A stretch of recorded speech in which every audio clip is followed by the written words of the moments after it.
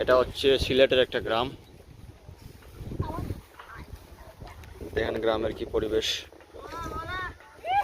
কি মনোরম পরিবেশ, বাতাস দিচ্ছে।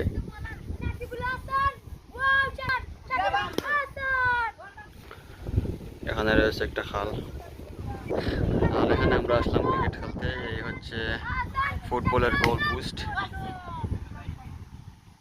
এবং একটা অনেক বড় একটা মাঠ,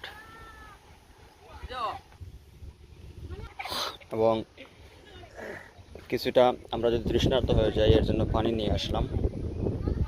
এবং এটা হচ্ছে আমাদের ঐতিহ্যবাহী গাছ, আমরা এখানে সবসময় বিশ্রাম নিয়ে থাকি, বিশেষ করে খেলাধুলার সময়। আর এই হচ্ছে আমি। আবহাওয়াটা সত্যি চমৎকার।